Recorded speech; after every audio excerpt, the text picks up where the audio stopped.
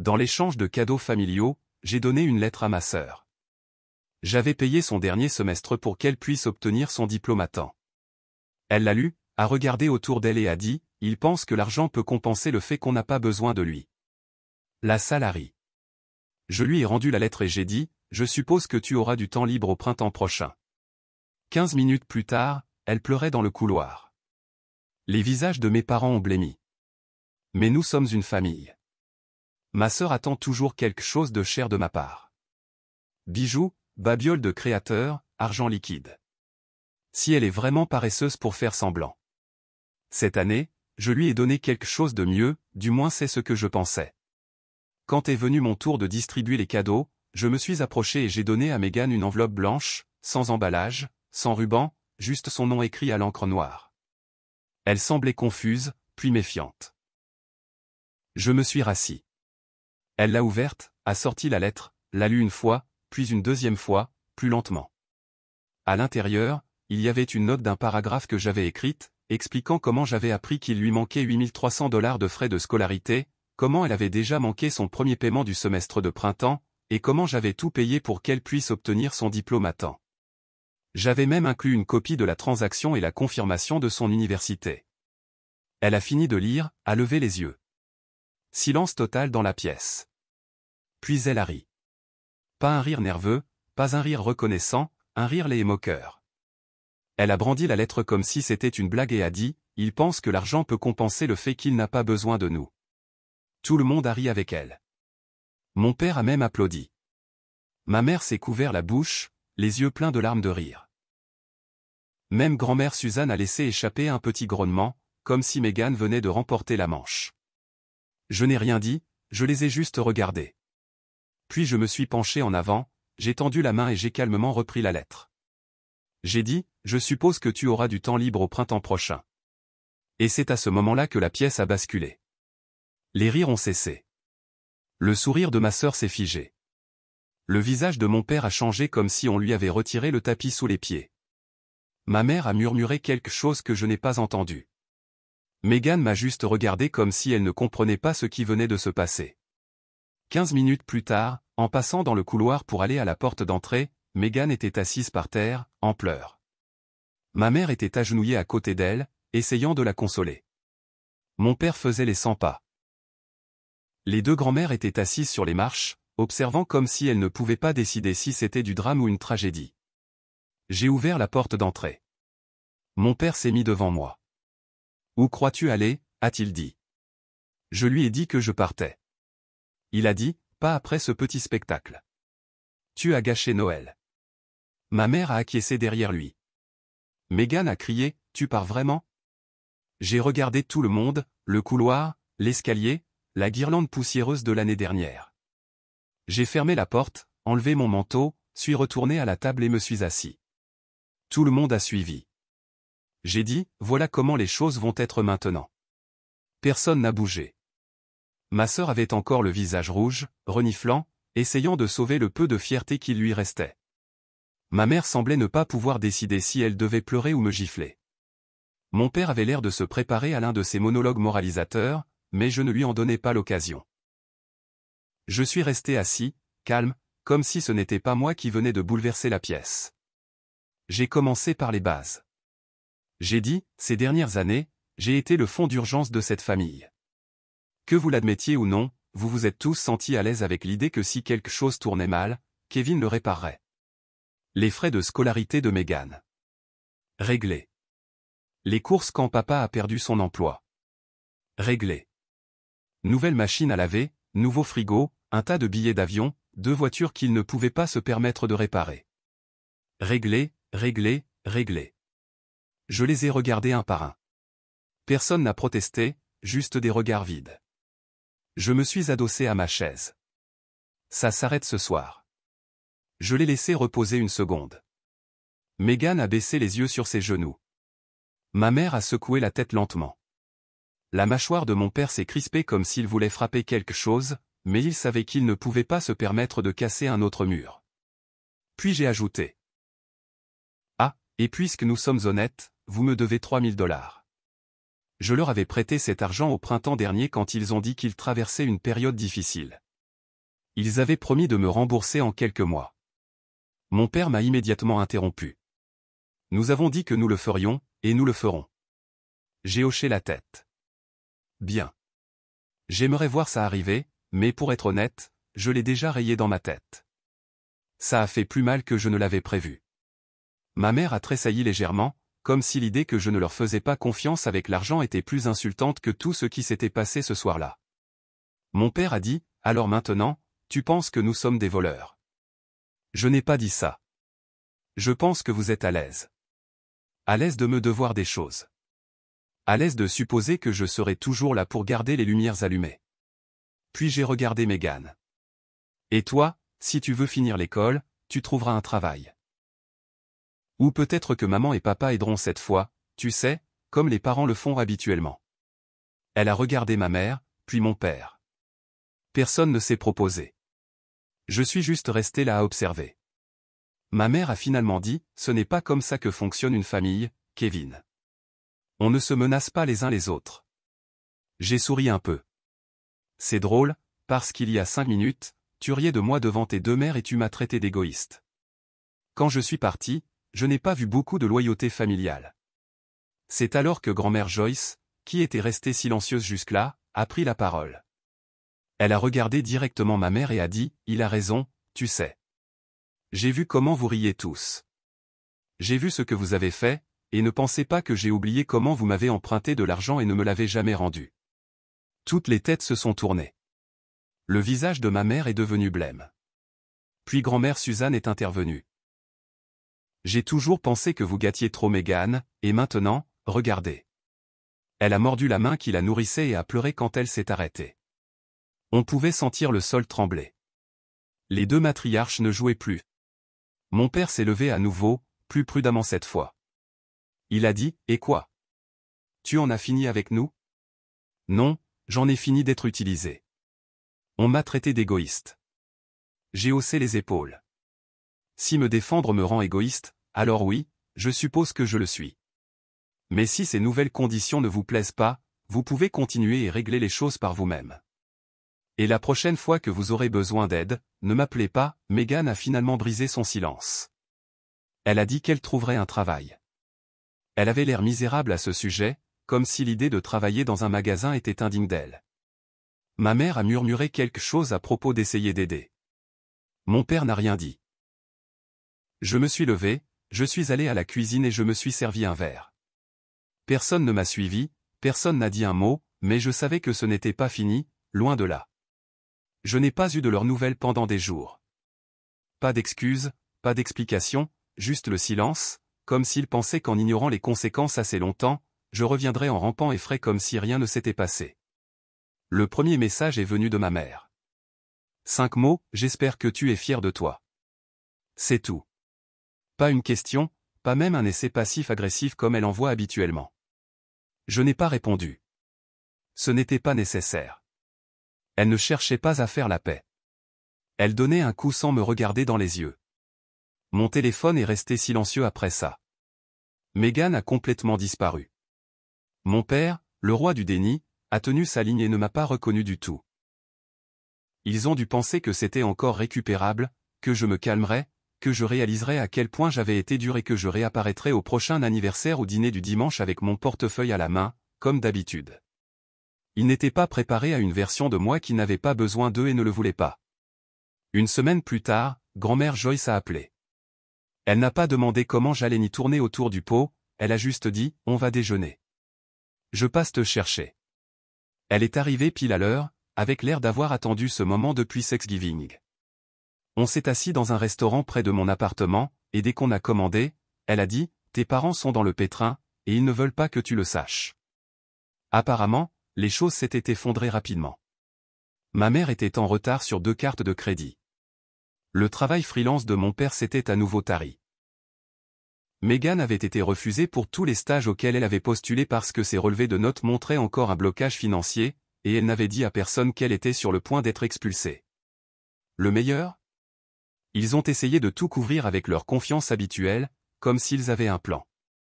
Joyce a dit, ils veulent que tu reviennes et que tu fasses comme si rien ne s'était passé.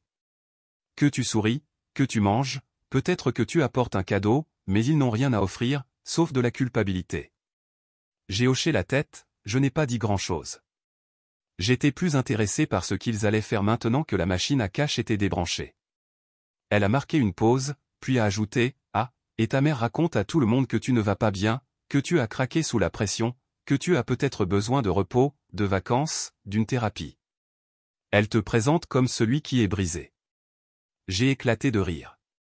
J'ai dit « Elle préférerait dire aux gens que je suis instable plutôt que d'admettre qu'elle dépendait de moi pour élever son deuxième enfant. » Joyce n'a pas ri, elle avait l'air fatiguée. Elle a dit « Ils ne s'excuseront pas, pas parce qu'ils ne se sentent pas coupables, mais parce qu'ils ne veulent pas te devoir ça aussi. » Puis elle a dit quelque chose qui m'a marqué, « Tu es le seul adulte dans cette famille, et ça les dérange. » Quand je suis rentré chez moi ce soir-là, il y avait 3 messages non lus de Megan. Le premier disait « Salut ». Le deuxième « On peut parler ?» Le troisième « J'ai trouvé un job chez l'art. » C'est de la vente au détail, mais c'est quelque chose. L'art, c'était cette étrange boutique de mode générique à la lisière du centre commercial. Le genre d'endroit où tout était en solde parce que personne ne voulait payer le prix fort pour un sweat à capuche avec des strass. Je savais qu'elle était malheureuse, mais je n'ai pas répondu.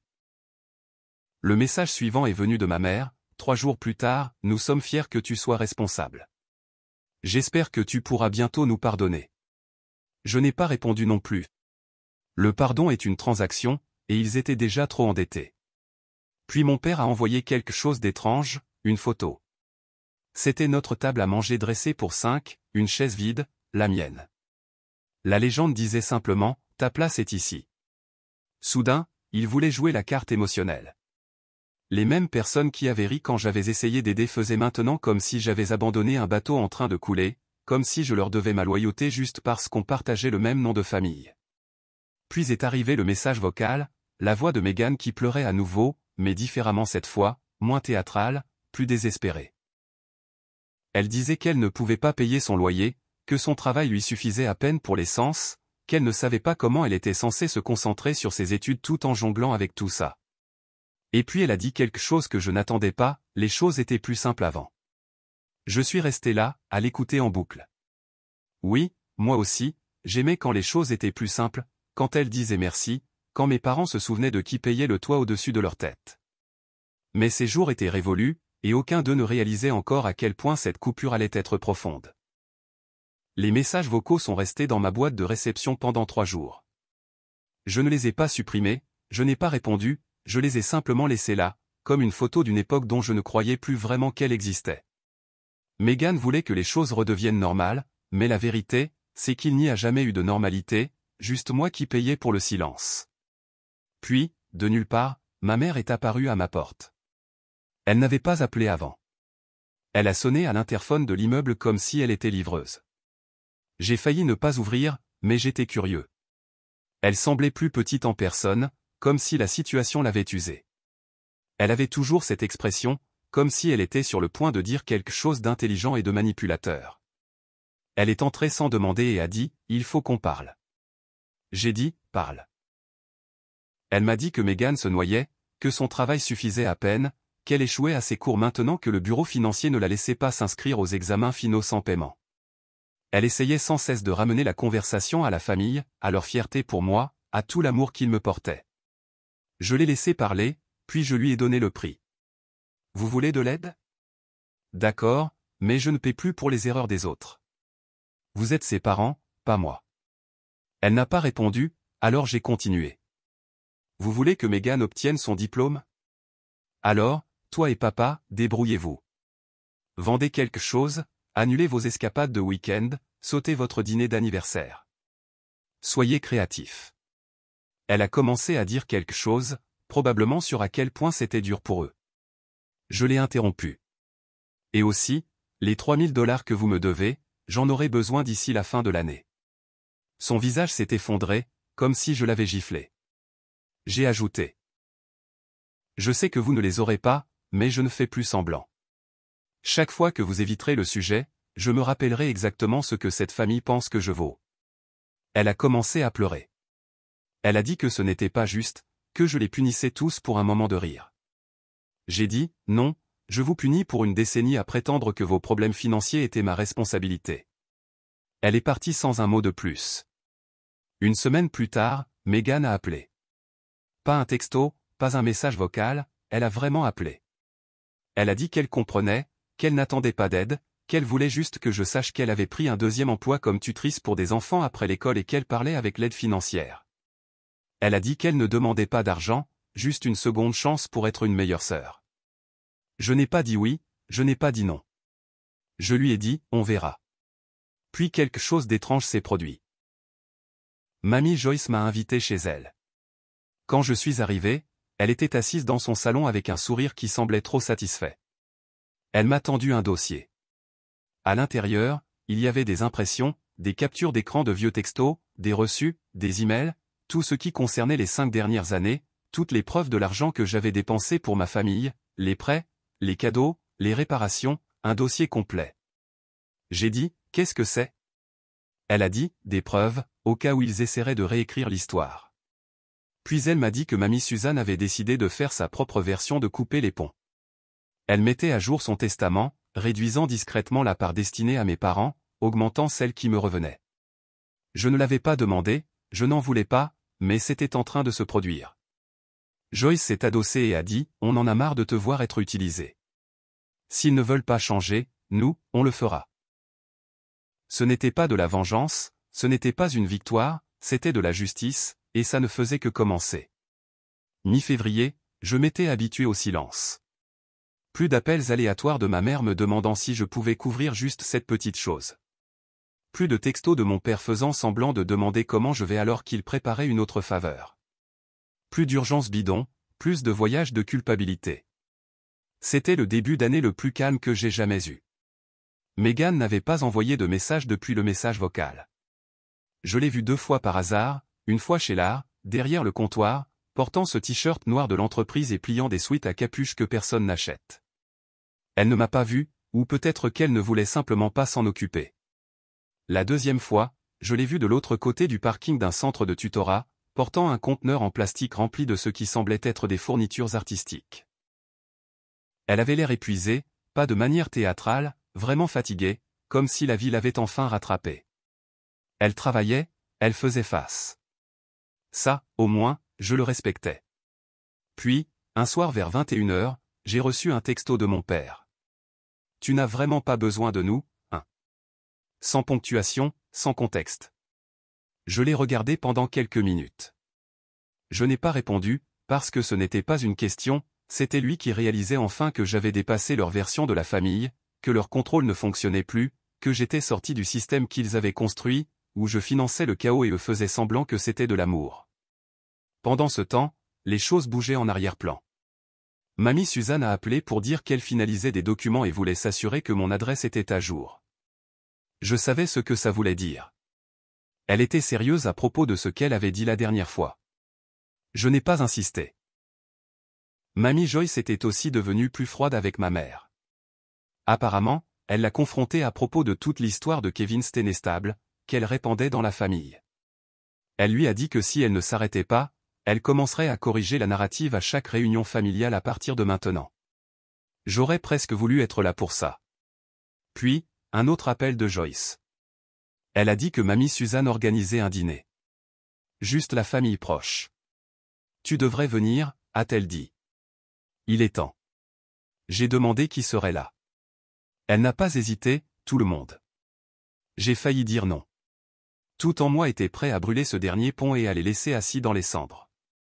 Mais quelque chose dans sa manière de le dire m'a fait penser que ce n'était pas une question de paix, mais de pouvoir, de leur faire voir que je n'avais plus besoin de crier pour être entendu. Alors, j'y suis allé. La maison de Suzanne était exactement la même couronne de Noël d'il y a 5 ans, les mêmes bougies parfumées. Ma mère a ouvert la porte, elle n'a pas dit bonjour tout de suite, elle m'a juste regardé, comme si elle n'était pas sûre de comment ça allait se passer. Puis elle s'est écartée pour me laisser entrer. Mon père était déjà assis à table, comme s'il ne se souvenait de rien de ce qui s'était passé. Megan était là aussi, les cheveux relevés, levant à peine les yeux de son verre d'eau. Aucun des deux n'a fait le premier pas. Le dîner était gênant. Joyce a essayé de détendre l'atmosphère avec des bavardages sur le bébé d'un cousin. Personne ne s'en souciait. Tout le monde attendait. Puis, mamie Suzanne, depuis le bout de la table, s'est tournée vers Megan et a demandé « Comment va le travail ?» Megan a levé les yeux et a dit « Fatigant, mais je m'en sors. Je rembourse petit à petit. » Elle m'a regardé une seule fois, sans rien demander, juste en reconnaissant. Ma mère est intervenue quelques minutes plus tard. Elle a dit qu'ils avaient beaucoup réfléchi à ce qui s'était passé, que peut-être ils avaient ri parce qu'ils ne savaient pas comment gérer qu'on les appelle ainsi. Elle a utilisé des mots comme « réfléchir »,« apprécier »,« avancer ». Elle n'a pas dit « désolé ». Mon père a ajouté « on sait qu'on te doit quelque chose. On est en train de régler ça ». Il n'a pas mentionné les $3000 précisément, mais on savait tous les deux de quoi il parlait. Je n'ai rien dit, il n'y avait plus rien à dire. Puis, Suzanne s'est penchée en avant, a posé ses coudes sur la table et a dit « C'est ton moment pour repartir de zéro. Et si vous gâchez ça, n'attendez rien de nous. » Elle a regardé Joyce, qui a hoché la tête comme des enfants grondés. Après le dîner, alors que j'enfilais mon manteau, Megan m'a tendu une enveloppe. J'ai haussé un sourcil. Elle a dit que ce n'était pas de l'argent. À l'intérieur, il y avait une carte, pas achetée en magasin, juste du carton avec une écriture manuscrite. Elle disait « Je sais que j'ai tout gâché. J'ai dit des choses que je ne peux pas retirer. Tu m'as donné plus que je ne méritais, et je t'ai jeté ça au visage. Je ne te demande pas d'aide. Je veux juste regagner le droit d'être ta sœur. Je suis désolé. » Pas de signature, juste son nom. Je n'ai rien dit, je suis juste parti avec l'enveloppe à la main.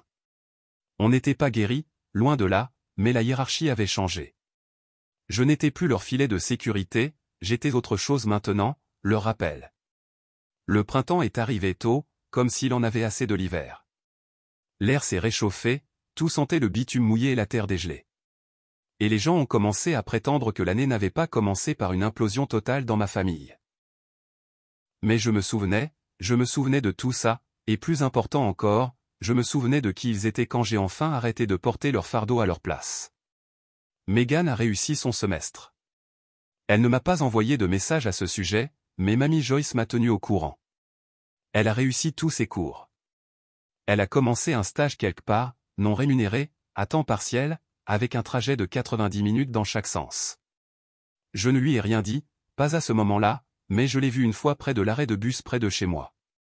Elle était là, avec des chaussures plates bon marché, à moitié endormie, tenant un conteneur en plastique comme si c'était sa dernière possession. Elle ressemblait à quelqu'un qui comprenait enfin ce que signifiait se battre pour quelque chose. Je n'ai pas dit bonjour, je l'ai juste regardé partir en silence.